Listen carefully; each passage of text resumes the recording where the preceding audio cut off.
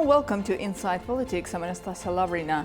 Just weeks after Armenia's parliamentary elections, the country is preparing to host one of Europe's most influential leaders, European Commission President Ursula von der Leyen. Some reports suggest the visit may also include consultations in Azerbaijan, highlighting the broader regional context of Brussels' engagement in the South Caucasus. The visit comes at a significant moment. Following Prime Minister Nikol Pashinyan's electoral victory, the European Union appears eager to deepen cooperation with Armenia. On June 19, the European Commission announced a €34 million support package to help offset the impact of Russian trade restrictions, while Brussels is also backing regional connectivity projects linking Armenia with its neighbors and wider transport corridors. But this is about more than just EU-Armenia relations. As ties between Yerevan and Moscow have become increasingly strained, relations between Armenia and the European Union have steadily strengthened. The EU is actively engaging across a wider region, with EU Special Representative Magdalena Grono visiting Baku this week for meetings with Azerbaijani officials. So what does the European Union hope to achieve in the South Caucasus? And what do these developments mean for the region's evolving geopolitical landscape? Joining me now are Gregory Matthew, political analyst from Stockholm, Sweden, and Dmitry Bridge, expert at the Russian International Affairs Council and political analyst. Dear experts, great to have you both on Inside Politics today. And Gregory, let me start with a question to you. Ursula von der Leyen visit comes just weeks after Armenia's elections and shortly after the EU announced a €34 million support package for the country. Do you see this primarily as a message of support for Nikol Pashinyan's government, or is Brussels trying to lock in a long-term strategic presence in Armenia and the wider South Caucasus? Anastasia, I think it's both, in fact. It is clearly a political message of support for Pashinyan after the election, but Brussels is also trying at the same time to establish a longer-term presence in the South Caucasus. The EU sees Armenia as a test case, maybe in an opportunity to diminish Russian influence in the region. So for the European Union, I would say that Armenia is a geopolitical or political objective, one with Azerbaijan. It's a strategic objective, certainly related to energy supply. So for 34 million, it's really a drop in the ocean. I mean, it's not a substantial amount of money, but it's a message. It certainly says, if you don't receive what you expect to receive from Moscow, we are willing to supply and to produce an alternative. Well, Dmitry, from Moscow's perspective, how significant is this visit?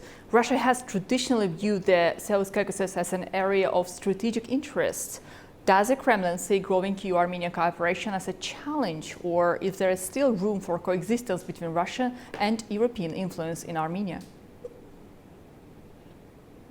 Hello, thank you very much for the invitation. Of course, Ursula von der Leyen's upcoming visit to Armenia also should not be viewed as a isolated diplomatic event of the European Union to push Armenia to be more dependent on European Union on different levels of diplomatic, on financial, and also on military, because the European Union sees the regions as an important region for its interest, and of course Brussels offering Armenia financial assistance, economic integration, regulatory cooperation, infrastructure investment, and support for institutional reforms and closer cooperation in the fields of cybersecurity, crisis management, and political resilience. So therefore the European Union is no longer presenting itself merely as a development partner. It's gradually becoming a political and a certain extent security actor in Armenia. And of course it will make more tensions between Russia and Armenia, because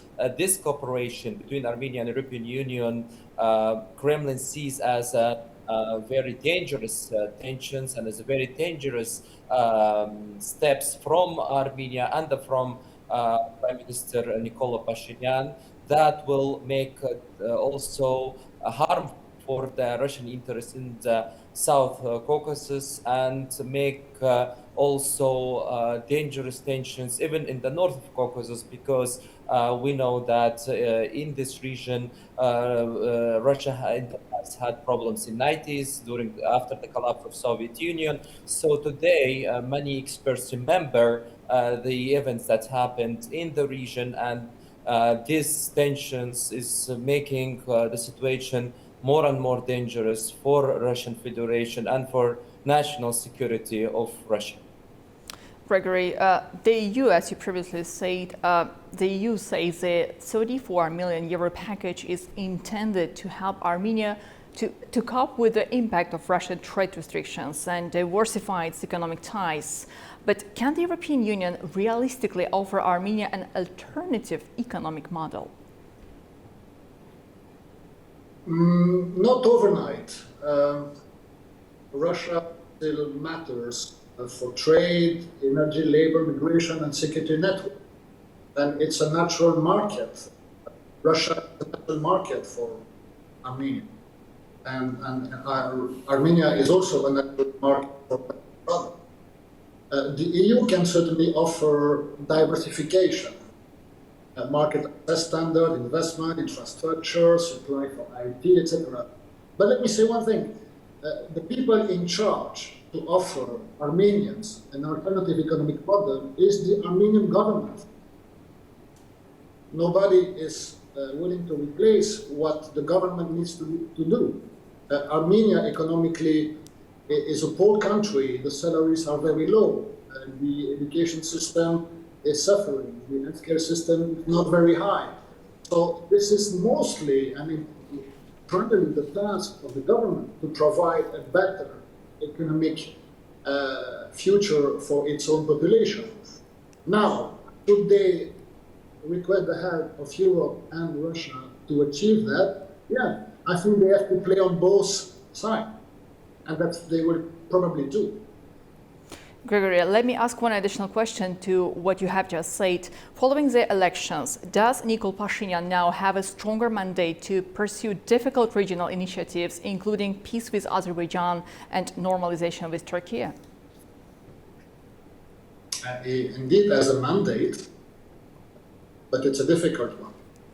His political victory in the election gives him more political weight and space to pursue peace with Azerbaijan and normalization with Turkey. In the best case scenario, everybody should hope for indeed a long-standing peace settlement in the region after 2 wars since the collapse of the European Dimitri explained. But it cannot be achieved overnight. This is centuries of history that needs to be discussed. And the role of the political leaders of today is to prepare the future, bearing in mind the history of respective country. But it's for them to provide a security for their population. Dmitry, if the European Union is now providing the economic assistance, deploying monitors on the ground, increasing the political engagement and supporting Armenia's connectivity ambitions, what exactly remains of Russia's traditional role in Armenia?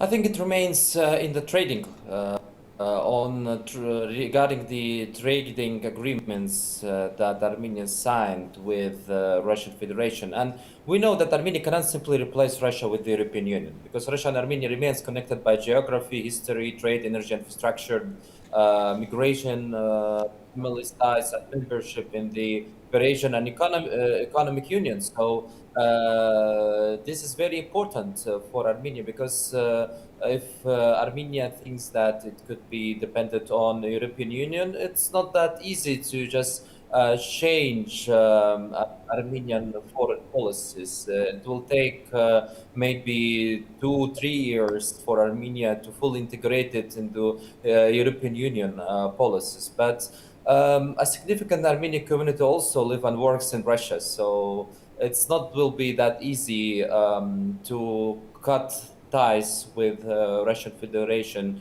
as the Prime Minister Nicola Pashinyan thinks it could be implemented. But I think Nicola Pashinyan could visit Russia and could also try to rebuild a relationship with the Russian Federation, because in the last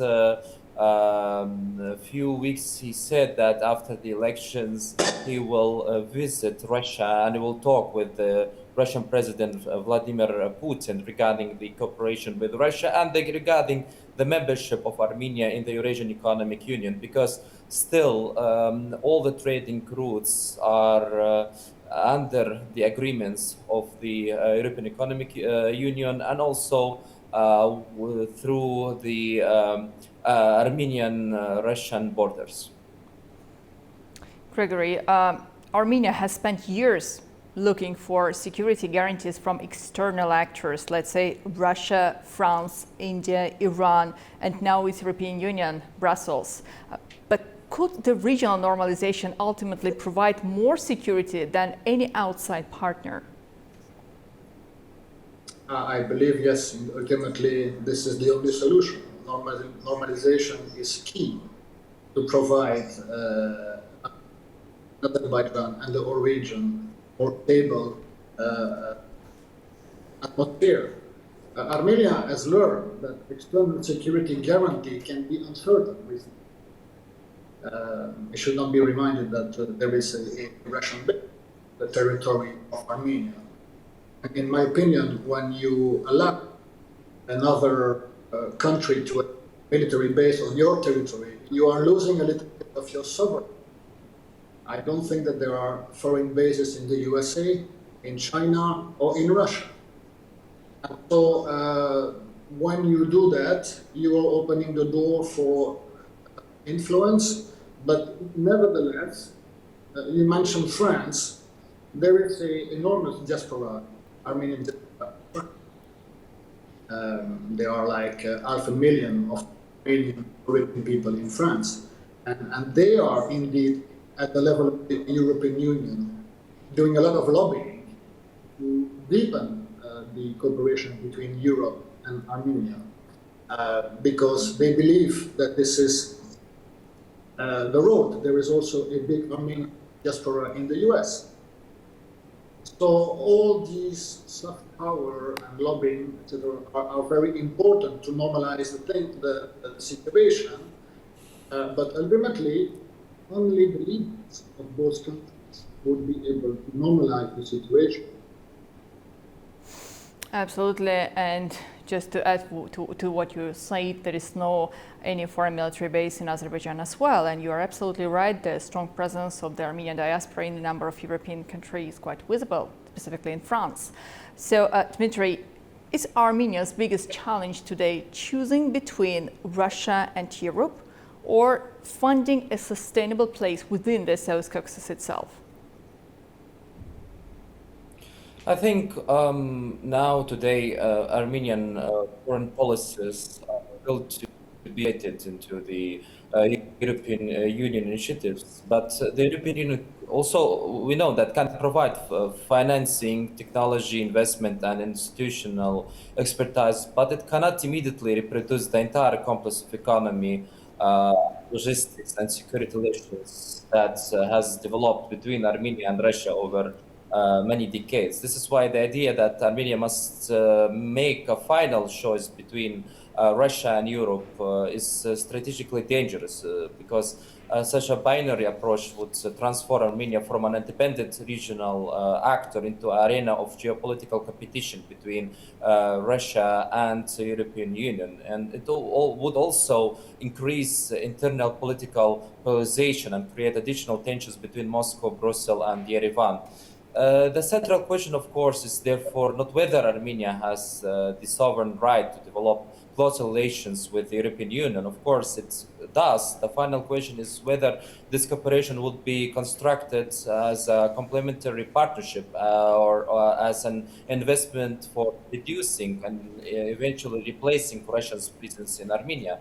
So for Armenia nowadays, this cooperation could turn to a dangerous movement and could harm its relationship with Russia, because we saw position of the Ministry of Foreign Affairs of Russia and from different representatives of Russian parliament that they are against these tensions of Nicola Pashinyan and the Armenian authorities. So therefore, I think that the relationship between Russia and Armenia could be not as it was 5 or 10 years before. And of course, the European Union nowadays, as the Minister of Foreign Affairs of Russian Federation sees as is becoming more a union that is dangerous for the Russian interest in the Caucasus,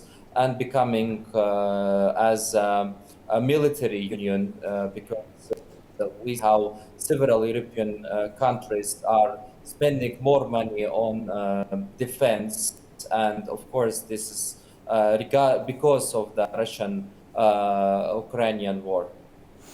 Gregory, indeed, after the elections, are Armenia and Russia entering a period of managed distancing, or are we approaching a moment when Yerevan will be forced to make a strategic choice between Russian-led and Western-backed integration projects? And is Yerevan ready to make a choice?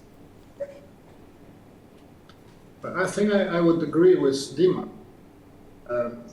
This is not the moment of a binary choice, black or white, or right or wrong. I think that if we apply realpolitik, Pashinyan should take the best it can from both sides, meaning the EU and Russia. Nobody is expecting Armenia to cut ties and to forget about Russia and to turn completely to Europe, but it's to progressively develop its own economy and integrate EU standards, but it doesn't mean that it should completely abandon its history and its past with Russia.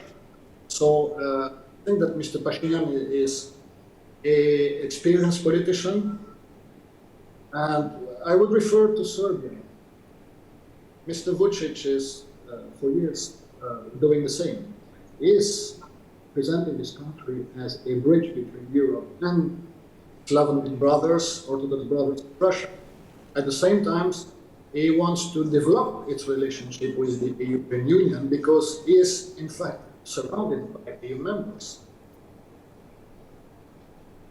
Dmitry, coming back to what we have already discussed about the situation in the South Caucasus and the relations between two countries, Armenia and Azerbaijan, if Armenia signs a peace agreement, the comprehensive peace agreement with Azerbaijan, and normalize relations with Turkey, would that be a bigger geopolitical breakthrough than anything the European Union can offer? I think that will be very important, an agreement between Russia, Armenia and Azerbaijan, and of course, peaceful agreements are very good for both sides regarding the trading and also on the political level, because nowadays we know that the situation and making conflicts, keeping frozen conflicts is dangerous. So the situation of establishing relationship between Armenia and Azerbaijan, and Armenia and Turkish Republic, Turkey is very important on political and economical level, and will be also very good even for Russian side. But the tensions of and the policies of Nicola Pashinyan to be more closer to European Union, it will, as I said, it will make problems on diplomatic level between Armenia and Russian Federation. So, Dmitry, one last question to you. Looking beyond the symbolism of this visit, what should we be watching most closely over the next 6 months? Armenian relations with Russia, its cooperation with the European Union, the peace process with Azerbaijan, or the internal political stability? I think the internal stability and also the stabilizing of relationship between Armenia and Azerbaijan, and also Armenia and Turkey, because nowadays we see that policies of Nicola Pashinyan is totally different from Armenian policies for 2018 or 19, because we see how Nicola Pashinyan is trying to rebuild trust between Armenia and Turkey and Armenia and Azerbaijan. And of course, it's because of the foreign policies of Turkey and the President Recep Tayyip Erdogan that also is trying to rebuild the relationship with Armenia and help the Armenian economy, because we know that nowadays the trading relationship between Armenia and Azerbaijan is becoming as it was not before. So nowadays, these tensions and the changes of policies of Armenia is good for Turkey and Azerbaijan, and even Russia, if we're talking about peace agreements. But the tensions and foreign policies of Armenia to be part of the European Union, it could for Armenia regarding its relationship with Russia. So Armenia should make a proper choice between European Union and Russian Federation. Yes, absolutely, specifically because it will take time for Armenia to diversify its cooperation policy. It will need the infrastructure development that will help Armenia to have a smooth economic cooperation with the European Union, to bypass all of those restrictions which European Union may impose. So it takes time, but we can see that Nikol Pashinyan is working on this direction. So Gregory, the same question to you. Which of the mentioned factors will ultimately determine Armenia's future direction in the upcoming 6 months? The peace process with Azerbaijan, this is a fact. EU cooperation matters, Russia matters, internal stability matters, but peace, long-standing peace, would transform Armenia's strategic position. Without peace, Armenia is vulnerable and dependent of outside actors. But with peace and open borders, Armenia has everything to win, has everything to gain. So is the case for Azerbaijan. With less problem with the neighbor, you can definitely focus on your own development. And I think that exchange and peace is a better future for everybody than this, as Rima referred, frozen conflict. Frozen conflict brings nothing. It's just you put something on the side and the situation worsening, and you are fabricating generation people hating each other. So it will take time to live together, to coexist, but in my opinion, this is the only possible model. Absolutely. Dear experts, thank you so much for your time. Thank you for joining Inside Politics today. It was indeed a very interesting conversation. You're welcome, Anastasia. Thank you. You're welcome. And my thanks to Gregory Matthew in Stockholm and Dmitry Bridge from the Russian International Affairs Council for joining us today. As Armenia prepares to welcome European Commission President Ursula von der Leyen, the questions surrounding the country's future foreign policy direction are becoming increasingly important. While Yerevan continues to deepen ties with the European Union, geography, history, and security realities ensure that Russia will remain one of the key factors in the equation. Thank you for watching Inside Politics. I'm Anastasiya Lavrina. Stay with A News for more analysis, interviews, and in-depth coverage of the stories shaping our region and the world. See you next time.